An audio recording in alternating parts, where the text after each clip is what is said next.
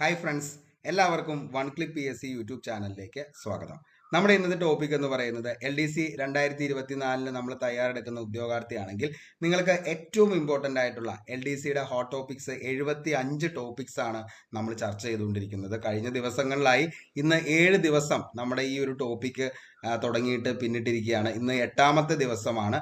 അപ്പോൾ ഇതുവരെ നിങ്ങൾ തന്ന സ്നേഹത്തിനും സപ്പോർട്ടിനും എല്ലാം ഒരുപാട് നന്ദി എൻ്റെ പേരിലും അതേപോലെ തന്നെ നമ്മുടെ ചാനലിൻ്റെ പേരിലും രേഖപ്പെടുത്തുന്നു.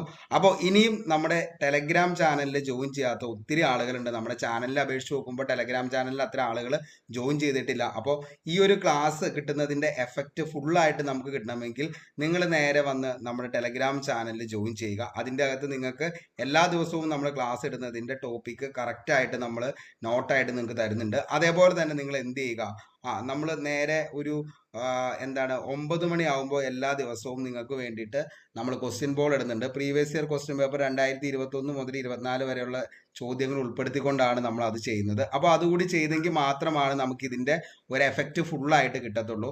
അപ്പോൾ എന്തായാലും LDC 2024 തയ്യാറെടുക്കുന്നവരാണെങ്കിൽ ഉറപ്പായിട്ട് നിങ്ങൾക്ക് ഒരു 65 മാർക്കിലേക്ക് എത്താവുന്ന അത്രത്തോളം ഇമ്പോർട്ടൻ്റ് ആയിട്ടുള്ള ടോപ്പിക് തന്നെയാണ് ഈ 75 ഹോട്ട് ടോപ്പിക്സ് എന്ന് പറയുന്നത്. അപ്പോൾ ഇത് ആദ്യമായിട്ട് കാണുന്ന ഉദ്യോഗാർത്ഥിയാണെങ്കിൽ നമ്മൾ ഇന്ന് 7 ദിവസം പിന്നിട്ടിരിക്കുമ്പോൾ 7 ദിവസത്തെ ക്ലാസ് ഞാൻ ഡിസ്ക്രിപ്ഷൻ ബോക്സിൽ ഒന്ന് പിൻ ചെയ്തേക്കാം.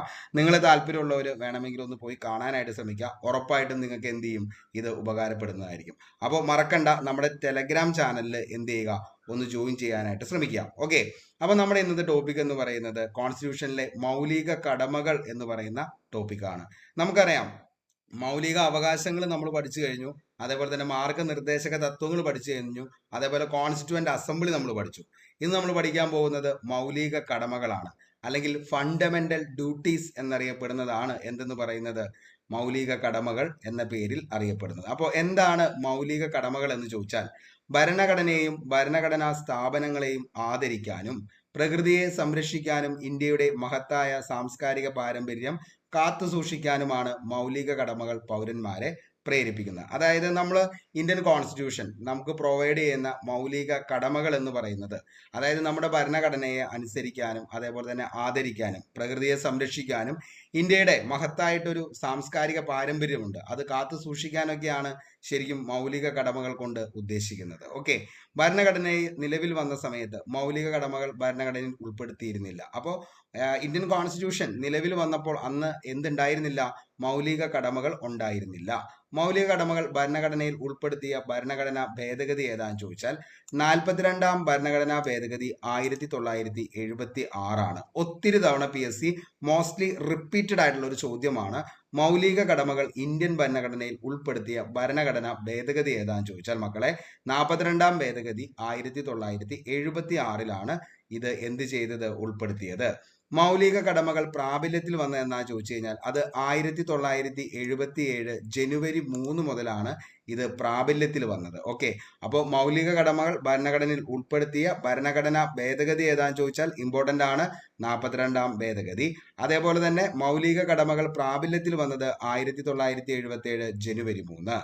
സ്വരൺ സിംഗ് കമ്മിറ്റിയുടെ നിർദ്ദേശപ്രകാരമാണ് മൗലിക കടമകൾ ഭരണഘടനയിൽ കൂട്ടിച്ചേർത്തത്. ഇതിങ്ങനെ തന്നെ ചോദിച്ചിട്ടുണ്ട്, ഭരണഘടനയിൽ മൗലിക കടമകൾ കൂട്ടിച്ചേർത്തത് ഏത് കമ്മിറ്റിയുടെ നിർദ്ദേശപ്രകാരമാണ് എന്ന് ചോദിച്ചു കഴിഞ്ഞാൽ സ്വരൺ സിംഗ് കമ്മിറ്റിയുടെ നിർദ്ദേശപ്രകാരമാണ്.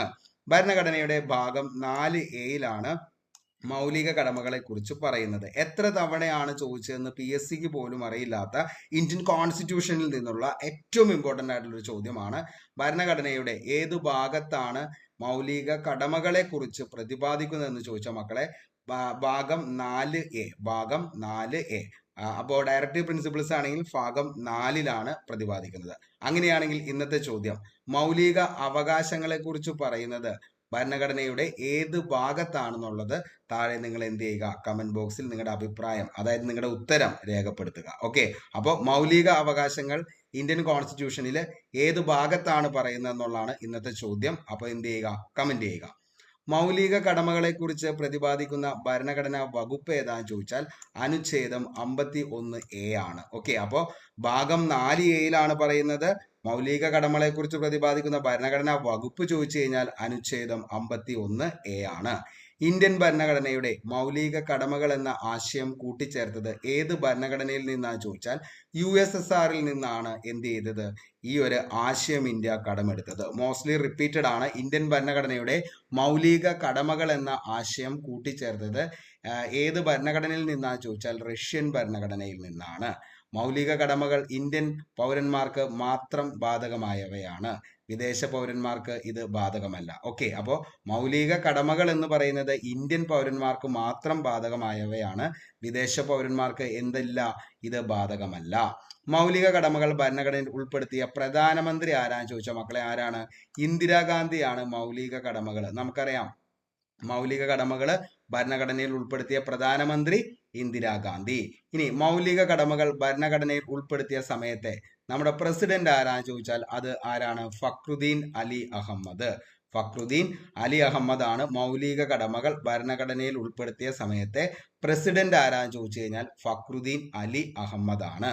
മൗലിക കടമകൾ ഭരണഘടനയിൽ ഉൾപ്പെടുത്തിയ സമയത്തെ നിയമമന്ത്രി ഇമ്പോർട്ടന്റ് ആണ്, HR ഗോഖലെ. HR ഗോഖലെ ആണ് മൗലിക കടമകൾ ഭരണഘടനയിൽ ഉൾപ്പെടുത്തിയ സമയത്തെ നിയമമന്ത്രി HR ഗോഖലെ. 42ാമത്തെ ഭരണഘടനാ ഭേദഗതിയിലൂടെ 1976 10 മൗലിക കടമകളാണ് ഭരണഘടനയിൽ ഉണ്ടായിരുന്നത്. അപ്പോൾ ഈ പറയുന്ന മൗലിക കടമകൾ നിലവിൽ വരുമ്പോൾ എത്ര എണ്ണമാണ് ഉണ്ടായിരുന്നതെന്ന് ചോദിച്ചു കഴിഞ്ഞാൽ 10 എണ്ണമാണ് ഉണ്ടായിരുന്നത്. അപ്പോൾ 42ാമത്തെ ഭരണഘടനാ ഭേദഗതി 1976 മൗലിക കടമകൾ വന്നു കഴിഞ്ഞപ്പോൾ അത് 10 എണ്ണമാണ് ഉണ്ടായിരുന്നത്. അപ്പോൾ ഇപ്പൊ എന്തല്ല 10 എണ്ണമല്ല, ഇപ്പൊ എത്ര എണ്ണമാണ്? 11 മൗലിക കടമകളാണ് ഇന്ന് നിലവിലുള്ളത്. അപ്പോൾ ഇന്ന് എത്ര മൗലിക കടമകളാണ് നിലവിലുള്ളത് എന്ന് ചോദിച്ചു കഴിഞ്ഞാൽ 11 മൗലിക കടമകളാണ് നിലവിലുള്ളത്. 11ാമത് മൗലിക കടമ ഭരണഘടനയിൽ കൂട്ടിച്ചേർത്ത ഭേദഗതിയാണ് 86ാം ഭേദഗതി 2002. മോസ്റ്റ്ലി റിപ്പീറ്റഡ് ആണ്, കാരണം ഒത്തിരി തവണ PSC ചോദിച്ച ചോദ്യമാണ്. 11ാമത് മൗലിക കടമ ഭരണഘടനയിൽ കൂട്ടിച്ചേർത്ത ഭേദഗതി 86ാം ഭേദഗതി എന്താണ് അതെന്ന് ചോദിച്ചു കഴിഞ്ഞാൽ ഏതാ കൂട്ടിച്ചേർത്തെ? 6 വയസ്സ് മുതൽ 14 വയസ്സ് വരെയുള്ള കുട്ടികൾക്ക് വിദ്യാഭ്യാസത്തിനുള്ള സാഹചര്യം ഒരുക്കേണ്ടത് രക്ഷിതാക്കളുടെ മൗലിക കടമയായി കൂട്ടിച്ചേർത്തതാണ് ഏത്? ഈ പറയുന്ന 86ാം ഭേദഗതി 2002 എന്ന് പറയുന്നത്. അതായത് 6 വയസ്സ് മുതൽ 14 വയസ്സ് വരെയുള്ള കുട്ടികൾക്ക്, അതായത് 1 മുതൽ 10ാം ക്ലാസ് വരെയുള്ള അടിസ്ഥാന വിദ്യാഭ്യാസം അത് ഒരുക്കേണ്ടത് ആരുടെയാ? രക്ഷിതാക്കളുടെ മൗലിക കടമയായി കൂട്ടിച്ചേർത്തതാണ് ഏതെന്ന് പറയുന്നത് ഈ പറയുന്ന 86ാം ഭേദഗതി 2002. നിർദ്ദേശക തത്വങ്ങളെ പോലെ തന്നെ മൗലിക കടമകളും കോടതിയിലൂടെ സ്ഥാപിച്ചെടുക്കാൻ കഴിയില്ല. നമ്മൾ പറഞ്ഞു നോൺ ജസ്റ്റീഷ്യബിൾ അല്ല എന്തെന്ന് പറയുന്നത് നിർദ്ദേശക തത്വങ്ങൾ എന്ന് പറയുന്നത്. ഇപ്പോൾ നമുക്ക് നമ്മുടെ ഈ പറയുന്ന നിർദ്ദേശക തത്വങ്ങളും അതേപോലെ തന്നെ മൗലിക അവകാശങ്ങൾ എന്ന് പറയുന്നത് ജസ്റ്റീഷ്യബിൾ ആണ്. പക്ഷേ ഈ പറയുന്ന ഫണ്ടമെന്റൽ ഡ്യൂട്ടീസ് എന്ന് പറയുന്നതും എന്ത് തന്നെയല്ല? നോൺ ജസ്റ്റീഷ്യബിൾ അല്ല. ഇത് ലംഘിച്ചു കഴിഞ്ഞാൽ നമുക്ക് ഒരിക്കലും എന്ത് ചെയ്യാൻ പറ്റത്തില്ല? കോടതിയിലൂടെ നമുക്ക് എന്ത് ചെയ്യാൻ പറ്റത്തില്ല? അത് നടപ്പിലാക്കാനായിട്ടോ അല്ലെങ്കിൽ ഒരു കേസിന് പോയി അത് നടപ്പാക്കാനുള്ള ഒരു അവകാശം നമുക്ക് ഇല്ല എന്നാണ് പറയുന്നത്. അപ്പോൾ നിർദ്ദേശക തത്വങ്ങളും അതേപോലെ തന്നെ മൗലിക കടമകളും നോൺ ജസ്റ്റീഷ്യബിൾ ആണ്. അതായത് കോടതിയിലൂടെ ചെന്ന് നമുക്ക് ആ ഒരു കേസ് ഫയൽ ചെയ്ത് കഴിഞ്ഞാൽ ആ ഒരു നമ്മുടെ അവകാശം സ്ഥാപിച്ചെടുക്കുവാനായിട്ട് കഴിയില്ലാത്തവയാണ് നിർദ്ദേശക തത്വങ്ങളും അതേപോലെ തന്നെ മൗലിക കടമകളും. അപ്പോൾ നോൺ ജസ്റ്റീഷ്യബിൾ എന്ന് വെച്ചാൽ നമുക്ക് അത് സ്ഥാപിച്ചെടുക്കാൻ, കോടതിയിലൂടെ നമുക്കത് സ്ഥാപിച്ചെടുക്കാൻ വേണ്ടി എന്ത് ചെയ്യത്തില്ല? പറ്റത്തില്ല. ഓക്കെ, ഇനി അടുത്ത് മൗലിക കടമകളുടെ സ്വഭാവം എന്ന് പറയുന്നത് മൗലിക കടമകൾ പോസിറ്റീവും ആവാം നെഗറ്റീവും ആകാം. അതേപോലെ തന്നെ പരിപൂർണമല്ല എന്ന് പറയുന്നതും മൗലിക കടമകൾക്ക് പരിപൂർണതയില്ല. അതേപോലെ ഭേദഗതി എപ്പോഴും അത് ഭേദഗതി ചെയ്യാവുന്നതുമാണ് ഈ പറയുന്ന എന്തെന്ന് പറയുന്നത് മൗലിക കടമകൾ എന്ന് പറയുന്നത്. അപ്പോൾ സ്റ്റേറ്റ്മെന്റ് ലെവലിൽ ചോദിച്ചു കഴിഞ്ഞാൽ മൗലിക കടമകളുടെ സ്വഭാവം താഴെ പറയുന്നവയിൽ ഏതൊക്കെയാണ് എന്ന് ചോദിച്ചാൽ മൗലിക കടമകൾ പോസിറ്റീവ് ആവാം നെഗറ്റീവും ആകാം, അതേപോലെ തന്നെ പരിപൂർണമല്ല, ഭേദഗതി ചെയ്യാവുന്നതുമാണ്. ഈ 3 സ്വഭാവങ്ങളാണ് മൗലിക കടമകളുടെ. അപ്പോൾ ഓർത്തിരിക്കുക, വെരി വെരി ഇമ്പോർട്ടൻ്റ് ആണ്. ഓക്കെ, കാരണം സ്റ്റേറ്റ്മെന്റ് ലെവലിലുള്ള ചോദ്യത്തിൽ നമുക്കത് പ്രതീക്ഷിക്കാം. ചില മൗലിക കടമകൾ നടപ്പാക്കുന്നതിനുള്ള നിയമവ്യവസ്ഥകളുടെ നിലനിൽപ്പ് പരിശോധിക്കുന്നതുമായി ബന്ധപ്പെട്ട് 1999 സമർപ്പിച്ച കമ്മിറ്റിയാണ് വർമ്മ കമ്മിറ്റി. അപ്പോൾ വർമ്മ കമ്മിറ്റി താഴെ പറയുന്നവയിൽ എന്തുമായി ബന്ധപ്പെട്ടിരിക്കുന്നു എന്ന് ചോദിച്ചു കഴിഞ്ഞാൽ മൗലിക കടമകളുമായി ബന്ധപ്പെട്ടതാണ് വർമ്മ കമ്മിറ്റി. മൗലിക കടമകളെ അടുത്തറിയുന്നതിന് വേണ്ടി നമുക്ക് ഏതൊക്കെയാണ് എന്നുള്ളത് നമുക്ക് ഓരോന്നും നോക്കാം. നമുക്കറിയാം 51A എന്തിനെ കുറിച്ച് പറയുന്നത്, മൗലിക കടമകളെ കുറിച്ച് പറയുന്നത്. ഏത് പാർട്ടാണ് മക്കളെ? Part 4A. എവിടെ നിന്നാണ് നമ്മൾ കടമെടുത്തത്? USSRൽ നിന്നാണ് ഇത് കടമെടുത്തത്. വളരെ വ്യക്തമായെന്ന് കരുതുന്നു. നമുക്ക് നോക്കാം അത് ഏതൊക്കെയാന്നുള്ളത്. ആൽഫബറ്റ് A മുതൽ K വരെയാണ് എന്തിനെ കുറിച്ച് പറയുന്നത്, മൗലിക കടമകളെ കുറിച്ച് പറയുന്നത്. അപ്പൊ അത് ഓർത്തിരിക്കുക. A മുതൽ K വരെയുള്ള എന്താണ് ആൽഫബറ്റ്, അതായത് സ്മോൾ ലെറ്ററിലാണ് നമ്മൾ മൗലിക കടമകളെ കുറിച്ച് പറയുന്നത്. അപ്പോൾ 51A മുതൽ അതിൻ്റെ അകത്ത് എന്താണ് ABCD മുതൽ K വരെയാണ് പറയുന്നത്. അത് സ്മോൾ ലെറ്ററിലാണ് നമ്മൾ എന്ത് ചെയ്യുന്നത്, അത് എഴുതുന്നത്. അപ്പോൾ ആദ്യത്തെ നോക്കിയേ, ഭരണഘടനയെ അനുസരിക്കുകയും അതിൻ്റെ ആദർശങ്ങളെയും സ്ഥാപനങ്ങളെയും ദേശീയ പതാകയെയും ഗാനത്തെയും ആദരിക്കുക എന്നതാണ് ഒന്നാമത്തെ. രണ്ടാമത്തെ, ഇന്ത്യൻ സ്വാതന്ത്ര്യ സമരത്തിന് ഉത്തേജനം പകർന്ന ഉന്നത ആദർശങ്ങളെ പിന്തുടരുക. മൂന്നാമത്തെയാണ് C, ഇന്ത്യയുടെ പരമാധികാരവും ഐക്യതയും അഖണ്ഡതയും കാത്തു സൂക്ഷിക്കുക.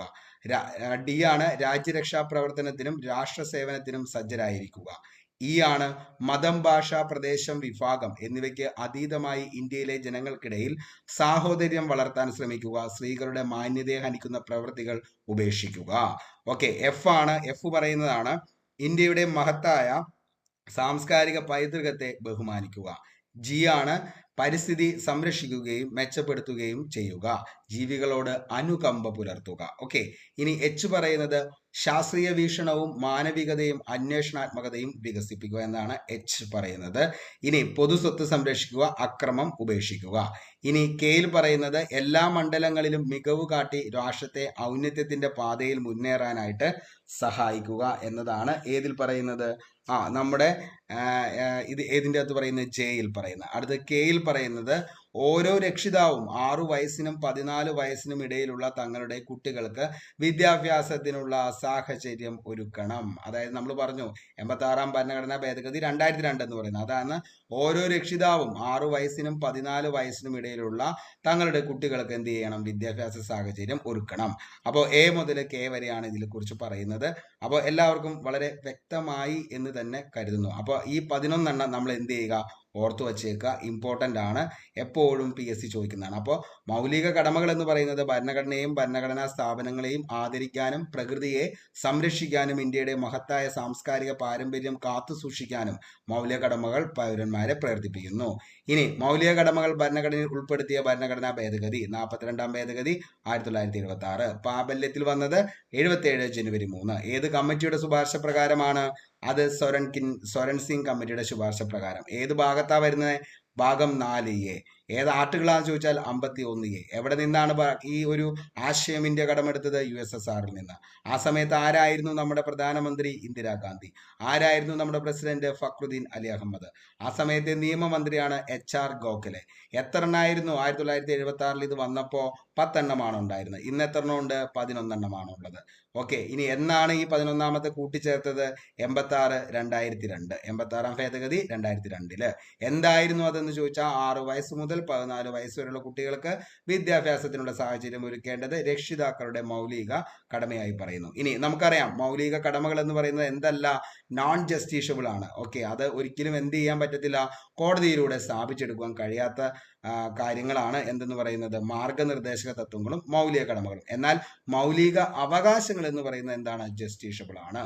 മൗലിക കടമകളിൽ 3 സ്വഭാവങ്ങളാണുള്ളത്. മൗലിക കടമകൾക്ക് പോസിറ്റീവ്, നെഗറ്റീവ് ആകാം. പരിപൂർണമല്ല, ഭേദഗതി ചെയ്യാവുന്നതാണ്. ചില മൗലിക കടമകൾ നടപ്പിലാക്കുന്ന നിയമവുമായി ബന്ധപ്പെട്ട് ഉള്ളത് ഏതാണെന്ന് ചോദിച്ചാൽ വർമ്മ കമ്മിറ്റിയാണ്. നമ്മൾ പറഞ്ഞു 51A പ്രകാരം നമുക്ക് 11 എണ്ണം, അത് ഏതൊക്കെയാണെന്നുള്ളത് നമ്മൾ ഓരോന്നും പറഞ്ഞു, വളരെ വ്യക്തമായെന്ന് കരുതുന്നു. കാരണം ഇത് സ്റ്റേറ്റ്മെന്റ് ലെവലിൽ നമുക്ക് ചോദിക്കാവുന്നതാണ്, അതുകൊണ്ടാണ്. ഇനി നമുക്ക് മൗലിക കടമകളുമായി ബന്ധപ്പെട്ട് വന്ന പ്രീവിയസ് ഇയർ ക്വസ്റ്റ്യൻ പേപ്പറിലെ ചോദ്യങ്ങൾ നോക്കാം. ഇന്ത്യൻ ഭരണഘടനയിലെ ഭാഗം 4 പ്രതിപാദിച്ചിരിക്കുന്ന മൗലിക കർത്തവ്യങ്ങളിൽ പെടാത്തത് ഏവ എന്നാണ്? സ്ത്രീകളുടെയും കുട്ടികളുടെയും അന്തസ്സിനും ആഭിജാത്യത്തിനും കളങ്കം വരുത്തുന്ന പ്രവൃത്തികളിൽ ഏർപ്പെടാതിരിക്കുക, അല്ലെങ്കിൽ ഇടപെടാതിരിക്കുക. അത് ശരിയാണ്. നമ്മുടെ പ്രകൃതിയെ സംരക്ഷിക്കുക, അത് നമ്മുടെ മൗലിക കടമയാണ്. വ്യക്തികൾ നികുതി അടയ്ക്കുക, അടുത്തത് രക്ഷകർത്താക്കൾ കുട്ടികൾക്ക് വിദ്യാഭ്യാസം കൊടുക്കുക. മക്കളെ, ഒറ്റയടിക്ക് തന്നെ നമുക്ക് ഇതിൻ്റെ നമ്മുടെ ആൻസറിലേക്ക് എത്താം. നമ്മൾ ഇത്രയും കാര്യങ്ങൾ പറഞ്ഞ സ്ഥിതിക്ക് നിങ്ങളുടെ ഉള്ളിൽ ഇപ്പോൾ ഈ ഒരു ആൻസർ വന്നിട്ടുണ്ടാവും. ഏതാണ് ആൻസർ എന്ന് പറയുന്നത്? അതായത് വ്യക്തികൾ നികുതി അടയ്ക്കുക എന്നതാണ് ഇതിന്റെ എന്താണ് മൗലികകർത്തവ്യങ്ങളിൽ പെടാത്തത് എന്ന് പറയുന്നത്. അപ്പൊ നമ്മുടെ ആൻസർ എന്ന് പറയുന്നത് ഏതാണ്? 3 മാത്രമാണ്. അപ്പോൾ ഇന്ത്യൻ ഭരണഘടനയിലെ ഭാഗം 4 പ്രതിപാദിച്ചിരിക്കുന്ന മൗലിക കർത്തവ്യങ്ങളിൽ ഭാഗം 4A കേട്ടോ പ്രതിപാദിച്ച മൗലിക കർത്തവ്യങ്ങളിൽ പെടാത്തത് വ്യക്തികൾ നികുതി അടയ്ക്കുക എന്നുള്ളതാണ്. വളരെ വ്യക്തമായെന്ന് കരുതുന്നു. പോലീസ് കോൺസ്റ്റബിൾ 2023 IRB ചോദിച്ച ചോദ്യമാണ്. മൗലിക കടമകൾ ഉൾക്കൊള്ളുന്ന ഭരണഘടനാ വകുപ്പ് ഏതാണെന്ന് ചോദിച്ചു കഴിഞ്ഞാൽ ഏതാണ്? 51A. ബിവറേജ് LDC 2023 ചോദിച്ച ചോദ്യമാണ്. മൗലിക കടമകൾ ഉൾക്കൊള്ളുന്ന ഭരണഘടനാ വകുപ്പ് ഏതാണെന്ന് ചോദിച്ചാൽ 51A. വകുപ്പിനെ നമുക്ക് അനുച്ഛേദം എന്നും പറയാം, ആർട്ടിക്കിൾ എന്നും പറയാം. നമ്മൾ പറഞ്ഞു ഇന്ത്യൻ കോൺസ്റ്റിറ്റ്യൂഷൻ നിലവിൽ വന്നപ്പോൾ 395 ആർട്ടിക്കിളുകളാണ് ഉണ്ടായിരുന്നത്. അതേപോലെ തന്നെ എത്ര പാർട്ടാണ്? 22 പാർട്ട്. അതേപോലെ തന്നെ എത്ര ഷെഡ്യൂളുകളാണ്? 8 ഷെഡ്യൂള്. അതൊക്കെ നമ്മൾ പറഞ്ഞു പോയതാണ്. ഏത് ഭരണഘടനയിൽ നിന്നാണ് ഇന്ത്യൻ ഭരണഘടന മൗലിക കടമകൾ കടം കൊണ്ടത്? USSR നിന്നാണ്, റഷ്യയിൽ നിന്നാണ്. സ്റ്റേജ് 5 10th ലെവൽ പ്രിലിംസിന് ചോദിച്ച ചോദ്യമാണ്. ഓക്കെ, നമുക്ക് ISROനെ കുറിച്ച് പഠിക്കാം. ഇന്ത്യൻ ബഹിരാകാശ ഗവേഷണ സ്ഥാപനമാണ് ISRO എന്ന് പറയുന്നത്. അതായത് ഇന്ത്യൻ സ്പേസ് റിസർച്ച് ഓർഗനൈസേഷൻ ആണ് എന്തെന്ന് പറയുന്നത്? ISRO എന്ന് പറയുന്നത്. ഇന്ത്യൻ സ്പേസ് റിസർച്ച് ഓർഗനൈസേഷൻ ആണ് ISRO. ISRO സ്ഥാപിതമായത് മോസ്റ്റ്ലി റിപ്പീറ്റഡ് ചോദ്യമാണ് 1969 ഓഗസ്റ്റ് 15. ISROയുടെ ആസ്ഥാനം അറിയപ്പെടുന്നതാണ് അന്തരീക്ഷ ഭവൻ, ബാംഗ്ലൂര്. 1972 വരെ ISRO പ്രവർത്തിച്ചിരുന്നത് ആണവോർജ വകുപ്പിന്റെ കീഴിലാണ്. 1972 വരെ പ്രവർത്തിച്ചിരുന്നത്. ആണവോർജ വകുപ്പിന്റെ കീഴിലായിരുന്ന ISRO ബഹിരാകാശ വകുപ്പിന്റെ കീഴിലായ വർഷം എന്നാന്ന് ചോദിച്ചാൽ 1972 സെപ്റ്റംബറിലാണ്. ISRO സാറ്റലൈറ്റ് സെന്റർ സ്ഥാപിതമായത് എന്നാന്ന് ചോദിച്ചാൽ ചോദിക്കാം, ഇമ്പോർട്ടന്റ് ആണ്. കാരണം ISRO ഒത്തിരി തവണ ചോദിച്ച ചോദ്യമാണ്. എന്നാണ് 1972. സാറ്റലൈറ്റ് ടെലികമ്മ്യൂണിക്കേഷൻ എക്സ്പെരിമെന്റ് പ്രോജക്റ്റ് നടപ്പിലാക്കിയ വർഷം 1971 മുതൽ 1979 ജനുവരി വരെയാണ്. ഓക്കെ, അപ്പോൾ സാറ്റലൈറ്റ് ടെലികമ്മ്യൂണിക്കേഷൻ എക്സ്പെരിമെന്റ് പ്രോജക്റ്റ്, അതായത് സ്റ്റെപ്പ് എന്ന് മുതലാണ് നടപ്പിലാക്കിയതെന്ന് ചോദിച്ചു കഴിഞ്ഞാൽ 1977 ജനുവരി 1 മുതൽ 1979 ജനുവരി 1 വരെയാണ്. ISROയുടെ ലോഗോയിലെ നിറങ്ങൾ ചോദിക്കാം, ഇമ്പോർട്ടന്റ് ആണ്. ഓറഞ്ചും നീലയുമാണ്. ISROയുടെ ലോഗോയിലെ നിറങ്ങൾ ഓറഞ്ചും നീലയും. ഇന്ത്യയുടെ ബഹിരാകാശ ഏജൻസിയുടെ പേരെന്താന്ന് ചോദിച്ചു കഴിഞ്ഞാൽ അത് ISRO ആണ്. ഇന്ത്യയുടെ ബഹിരാകാശ ഏജൻസിയുടെ പേരാണ് ISRO. ISRO ബഹിരാകാശ വാരമായി ആചരിക്കുന്നത് എന്ന് മുതലാണെന്ന് ചോദിച്ചു കഴിഞ്ഞാൽ ഒരിക്കൽ ചോദിച്ചാണ് സ്റ്റേറ്റ്മെന്റ് ലെവലിൽ. ഏതാണ്? ഒക്ടോബർ 4 മുതൽ ഒക്ടോബർ 10 വരെയാണ്. ഇനി ISROയുടെ ബഹിരാകാശ നേട്ടങ്ങൾ എന്തൊക്കെയാണെന്ന് ചോദിച്ചാൽ ഇന്ത്യൻ ബഹിരാകാശ ഗവേഷണ പദ്ധതിക്ക് തുടക്കം കുറിച്ച കമ്മിറ്റിയാണ് Indian national committee for space research, അതായത് ഇൻകോസ്പാർ എന്ന് പറയുന്നത്. ഇൻകോസ്പാർ ഇനി സ്ഥാപിതമായത് 1962 ഫെബ്രുവരിയിലാണ്. ഇൻകോസ്പാർ ഇന്ത്യയിലെ ആദ്യ റോക്കറ്റ് വിക്ഷേപണ കേന്ദ്രം സ്ഥാപിതമായത് എവിടെയാണെന്ന് ചോദിച്ചാൽ ഒത്തിരി തവണ ചോദിച്ച ചോദ്യമാണ്. ഇന്ത്യയിലെ ആദ്യ റോക്കറ്റ് വിക്ഷേപണ കേന്ദ്രം സ്ഥാപിതമായത് തുമ്പയിലാണ്. Thumba equatorial rocket launching station TERLS സ്ഥാപിച്ചത് ഇൻകോസ്പാർ ആണ്. അപ്പോൾ ടേൾസ് എന്ന് പറയുന്ന Thumba equatorial rocket space rocket launching station, അതായത് Thumba equatorial rocket launching station സ്ഥാപിച്ചത് ആരാന്ന് ചോദിച്ചാൽ ഇൻകോസ്പാർ ആണ്. തുമ്പ റോക്കറ്റ് വിക്ഷേപണ കേന്ദ്രം വിക്രം സാരാഭായ് സ്പേസ് സെന്ററിന്റെ കീഴിലായ വർഷമാണ് 1972. ഭൂമധ്യരേഖയുടെ ഏറ്റവും അടുത്ത് സ്ഥിതി ചെയ്യുന്ന റോക്കറ്റ് വിക്ഷേപണ കേന്ദ്രം ഏതാണെന്ന് ചോദിച്ചാൽ തുമ്പയാണ്, തിരുവനന്തപുരം. ഭൂമധ്യരേഖയുടെ ഏറ്റവും അടുത്ത് സ്ഥിതി ചെയ്യുന്ന റോക്കറ്റ് വിക്ഷേപണ കേന്ദ്രമാണ് തുമ്പ, തിരുവനന്തപുരം. തുമ്പയിൽ നിന്ന് ആദ്യമായി വിക്ഷേപിക്കപ്പെട്ട റോക്കറ്റ് ഏതാണെന്ന് ചോദിച്ചാൽ ഒത്തിരി തവണ ചോദിച്ച ചോദ്യമാണ് കേട്ടോ ഇത്.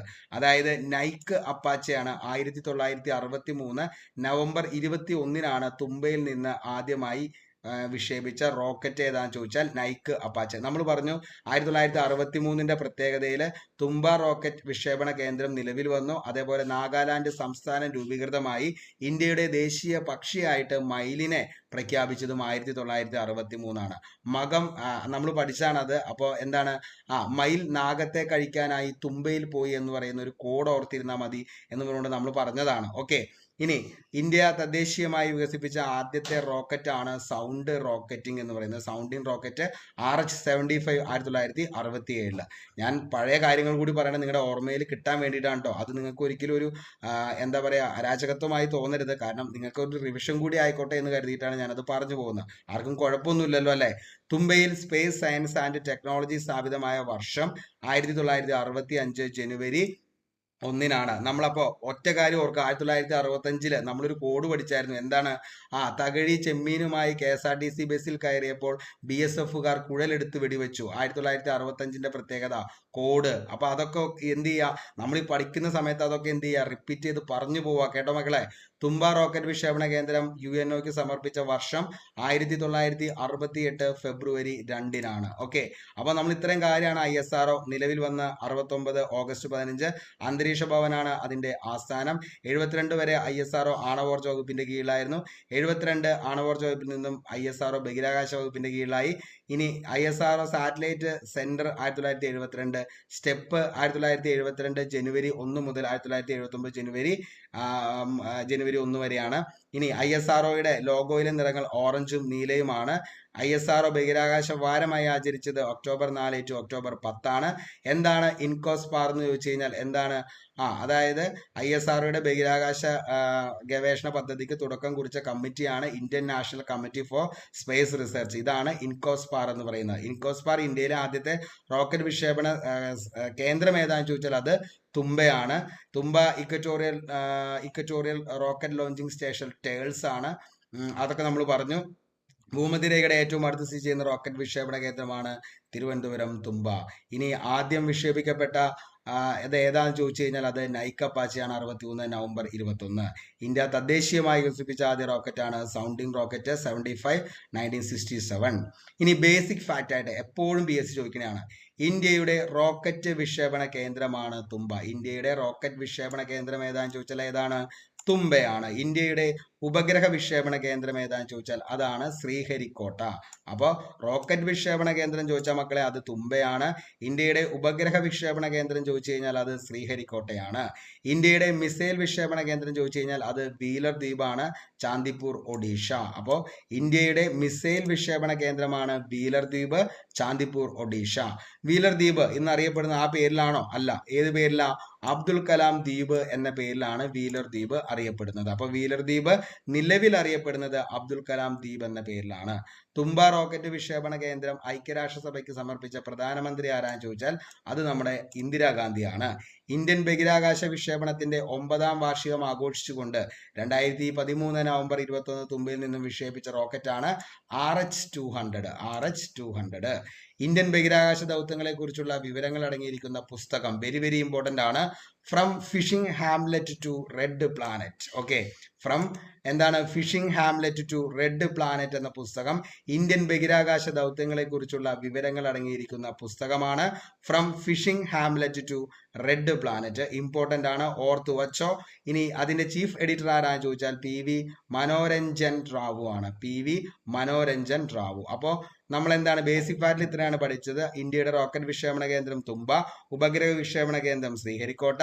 ഇനി ഇന്ത്യയുടെ മിസൈൽ വിക്ഷേപണ കേന്ദ്രം ഏതാണെന്ന് ചോദിച്ചാൽ ചാന്ദിപ്പൂർ ഒഡീഷ. വീലർ ദ്വീപ് നിലവിൽ അബ്ദുൽ കലാം ദ്വീപ് എന്ന പേരിലാണ് അറിയപ്പെടുന്നത്. ഇനി തുമ്പ റോക്കറ്റ് വിക്ഷേപണ കേന്ദ്രം ഐക്യരാഷ്ട്രസഭയ്ക്ക് ഇന്ദിരാഗാന്ധിയാണ് സമർപ്പിച്ചത്. ഇനി 2013 നവംബർ 21 തുമ്പയിൽ നിന്നും വിക്ഷേപിച്ച റോക്കറ്റാണ് RH-200. ഇന്ത്യൻ ബഹിരാകാശ ദൗത്യങ്ങളെ കുറിച്ചുള്ള വിവരങ്ങൾ അടങ്ങിയിരിക്കുന്ന പുസ്തകമാണ് from fishing hamlet to red planet. Chief editor PV Manoranjan Rao. നമുക്ക് ഏറ്റവും ഇമ്പോർട്ടന്റ് ആയിട്ടുള്ള ഇഡിയംസ് ആൻഡ് ഫ്രേസ് നോക്കാം. against the clock, as fast as possible before a deadline. അതായത് സമയത്തിന് എതിരായിട്ട് പോവുക എന്നതാണ് എന്തുകൊണ്ട് ഉപയോഗിക്കുന്നത്. against the clock എന്ന് ചോദിച്ചു കഴിഞ്ഞാൽ as fast as possible before a deadline, അതായത് ഒരു കൃത്യസമയം നോക്കിയിട്ട് അതിന് എതിരെ നടക്കുക എന്നുള്ളതാണ് എന്തുകൊണ്ട് ഉദ്ദേശിക്കുന്നത്. against the clock എന്നുകൊണ്ട് ഉദ്ദേശിക്കുന്നത് as fast as possible before a deadline, അതായത് നമ്മളൊരു എന്താണ് ഒരു സമയം വെച്ചിട്ട് അതിനെതിരായി നമ്മൾ പോവുക. Okay, an am and leg എന്ന് ചോദിച്ചു കഴിഞ്ഞാൽ ആം ആൻഡ് ലെഗ് എന്ന് ചോദിച്ചു കഴിഞ്ഞാൽ വെരി എക്സ്പെൻസീവ്. ഇപ്പൊ നമ്മൾ ഇങ്ങനെ ഓർത്താൽ മതി, അതായത് ഇപ്പൊ നമ്മൾ ചിക്കൻ്റെ ഒക്കെ കാലെടുക്കുമ്പോൾ കാലിനല്ല ഏറ്റവും കൂടുതൽ പ്രൈസ് കൊടുക്കേണ്ടത്. അപ്പൊ ചിക്കൻ ലെഗിന് കൂടുതൽ പ്രൈസ് എന്ന് ഓർത്താൽ മതി. അപ്പൊ ആ നാമാൻ്റെ ലെഗ് വെരി എക്സ്പെൻസീവ്. ഈ പറയുന്ന കാര്യങ്ങളും ഇതുമായിട്ട് യാതൊരു എന്താണ്, നമ്മളിത് പെട്ടെന്ന് പഠിക്കാനുള്ള കോഡ് എന്നുള്ളത് കൊണ്ട് മാത്രം പറയുന്നതാണ്, മറ്റൊന്നും ഇതിൻ്റെ അകത്ത് നിങ്ങൾ ഉദ്ദേശിക്കരുത്. ആ നാമാൻ്റെ ലെഗ് എന്ന് പറയുമ്പോൾ ഞാൻ പെട്ടെന്ന് ഓർത്തിരിക്കാൻ പറഞ്ഞാണ്, കാരണം ലെഗൊക്കെ എല്ലാവർക്കും ഭയങ്കര ഇഷ്ടമാണ് ചിക്കൻ്റെ ലെഗ്. അപ്പൊ ലെഗിനായിരിക്കും എന്നും ഏറ്റവും കൂടുതൽ പ്രൈസ് നമുക്ക് എന്ത് ചെയ്യേണ്ടത്, കൊടുക്കേണ്ടത്. അതുകൊണ്ട് പറഞ്ഞതാണ്, ആർക്കും അതൊരു പ്രശ്നമല്ലല്ലോ അല്ലേ? Okay. Apple of my eye എന്ന് വെച്ച് കഴിഞ്ഞാൽ someone who cherished about all others. കണ്ണിലുണ്ണി എന്നൊക്കെ പറയത്തില്ലേ, അതാണ് ആപ്പിൾ ഓഫ് മൈ ഐ എന്ന് വെച്ച് കഴിഞ്ഞാൽ കണ്ണിലുണ്ണി.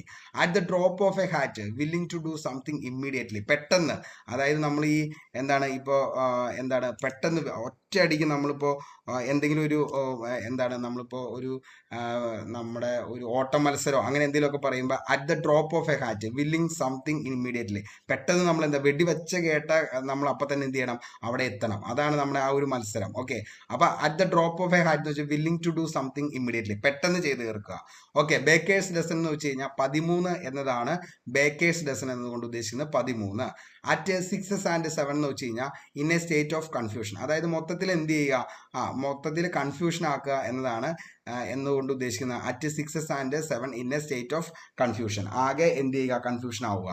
കോളേജ് സ്പേഡ് എന്ന് വെച്ച് കഴിഞ്ഞാൽ സ്പീക്ക് ഫ്രാങ്ക്ലി ആൻഡ് ഡയറക്ട്ലി, അതായത് എല്ലാം മുഖത്ത് നോക്കി പറയുന്നവരെയാണ് കോളേജ് സ്പേഡ്. അതായത് സ്പീക്ക് ഫ്രാങ്ക്ലി ആൻഡ് ഡയറക്ട്ലി എന്നതാണ് എന്തിന്റെ അർത്ഥം, കോളേ സ്പേഡ്.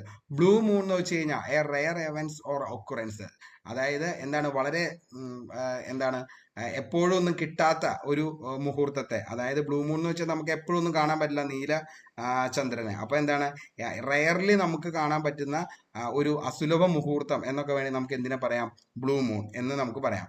ബ്രേക്ക് എ ലെഗ് എന്ന് വെച്ച് കഴിഞ്ഞാൽ a super situation way to say good luck without saying good luck to but rather the opposite. കരിങ്കാലി എന്നൊക്കെ പറയില്ലേ, അതാണ് ബ്രേക്ക് ലെഗ്. ബ്രേക്ക് ലെഗ് എന്ന് വെച്ചാൽ കരിങ്കാലി എന്നതാണ് അർത്ഥം. അപ്പോൾ ഇഡിയംസ് ആൻഡ് ഫ്രേസിൽ അഗൈൻസ്റ്റ് ദ ക്ലോക്ക്, സമയത്തിനെതിരായിട്ട്. ആമാൻ്റെ ലെഗ് എന്ന് വെച്ചാൽ വെരി എക്സ്പെൻസീവ്, ഭയങ്കര പൈസ ഉള്ളത്. ആപ്പിൾ ഓഫ് മൈ ഐ എന്ന് വെച്ച് കഴിഞ്ഞാൽ എന്താണ്, അതാണ് കണ്ണിലുണ്ണി. At the top of a hat willing to do something immediately, പെട്ടെന്ന് ചെയ്ത് തീർക്കുക. ഇനി ബേക്കേഴ്സ് എന്ന് വെച്ചാൽ 13. അറ്റ് 6 and 7 എന്ന് വെച്ച് കഴിഞ്ഞാൽ in A state of confusion എന്നാണ്. കോളേജ് സ്പേഡ് എന്ന് വെച്ചാൽ സ്പേഡ് ഫ്രാങ്ക്ലി ആൻഡ് ഡയറക്ട്ലി, എന്താണ് എല്ലാം നേരെ മുഖത്ത് നോക്കി പറയുക. Blue moon a rare events or occurrence. Break leg എന്ന് വെച്ച് കഴിഞ്ഞാൽ കരിങ്കാലി. അപ്പോൾ ഇത്രയും കാര്യങ്ങളാണ് നമ്മൾ ഇന്നത്തെ ക്ലാസ്സിൽ ഉൾപ്പെടുത്തിയത്. നിങ്ങൾക്കെല്ലാം വളരെ വ്യക്തമായി മനസ്സിലായി എന്ന് തന്നെ കരുതുന്നു. മക്കളെ കിടിലമായിട്ട് തന്നെ പഠിച്ചു പോകാനായിട്ട് ശ്രമിക്കുക. പഠിക്കുന്ന കാര്യങ്ങൾ വീണ്ടും വീണ്ടും എന്ത് ചെയ്യുക, റിവിഷൻ ചെയ്യുക. അത് മാത്രമാണ് കോമ്പറ്റീറ്റീവ് എക്സാം വിൻ ചെയ്യാനുള്ള ഏക മാർഗം എന്ന് പറയുന്നത്. പിന്നെ ഒരു കാര്യം കൂടി നിങ്ങൾ ശ്രദ്ധിച്ചോ, എപ്പോഴും നമ്മൾ ഒരു കാര്യം മാത്രമായിട്ട് എന്ത് ചെയ്യുക, ഫോളോ ചെയ്ത് പോവുക. എല്ലാം കൂടി ഒരുമിച്ചിട്ട് പോയി കഴിഞ്ഞ് കഴിഞ്ഞാൽ അവസാനം നമുക്ക് ആകെ കൺഫ്യൂഷൻ. അപ്പോൾ പഠിക്കുന്ന കാര്യങ്ങൾ കുറച്ചുള്ളൂങ്കിലും എന്ത് ചെയ്യുക, അത് കറക്റ്റായിട്ട് പഠിച്ചു പോവുക. അത് നിങ്ങൾ ഉറപ്പായിട്ടും, കാരണം നമ്മൾ ഈ തരുന്ന 75 ഹോട്ട് ടോപ്പിക്സ് കംപ്ലീറ്റ് ആക്കുന്ന ഒരു ഉദ്യോഗാർത്ഥിയാണെങ്കിൽ നിങ്ങൾ ഉറപ്പായിട്ടും ഈ ഒരു റാങ്കിൽ ആദ്യത്തെ 100 റാങ്കിൽ തന്നെ വരും. അതേപോലെ തന്നെ എന്ത് ചെയ്യുക, നിങ്ങൾ ഈ പറയുന്ന പോലെ തന്നെ, ഞാൻ പറയുന്ന പോലെ തന്നെ നിങ്ങൾ എന്ത് ചെയ്യുക, എല്ലാ ദിവസങ്ങളും ക്വസ്റ്റ്യൻ പേപ്പേഴ്സ് കൂടി വർക്കൗട്ട് ചെയ്യാനായിട്ട് ശ്രമിക്കുക. ഇത് രണ്ടും മതി മക്കളെ ഉറപ്പായിട്ടും നല്ലൊരു റാങ്കിലേക്ക് വരാനായിട്ട്. കാരണം നിങ്ങൾ ഏതൊരു എക്സാമുകൾ നിങ്ങൾ എടുത്തു നോക്കിക്കോ, കാരണം റാങ്ക് മേക്കിംഗ് എന്ന് പറയുന്ന വമ്പനായിട്ടുള്ള കാര്യങ്ങളൊന്നും നമുക്ക് എന്ത് ചെയ്യാൻ പറ്റത്തില്ല, അതൊരിക്കലും ആരെ കൊണ്ട് മറ്റത്ത് ചെയ്യാൻ പറ്റത്തില്ല. അതേപോലെ തന്നെ ആർക്കും അത് പിടിക്കാനും പറ്റത്തില്ല. നമ്മൾ എപ്പോഴും ബേസ് ആയിട്ടുള്ള കാര്യങ്ങൾ കറക്റ്റായിട്ട് പഠിച്ചു പോയവർക്ക് നമുക്ക് എല്ലാത്തിൽ നിന്നും അതായത് ഇപ്പോൾ ഓരോ ഭാഗത്തിൽ നിന്നും, അതായത് ഇംഗ്ലീഷിൽ നിന്ന് നമുക്ക് ബേസ് ആയിട്ട് എപ്പോഴും ഒരു 5 or 6 വരും. അതേപോലെ തന്നെ എന്താണ് മാത്സിൽ നിന്ന് വരും, അതേപോലെ തന്നെ കറണ്ട് അഫയേഴ്സിൽ നിന്ന് വരും, അതേപോലെ തന്നെ എന്താണ് GK എന്ന് വരും.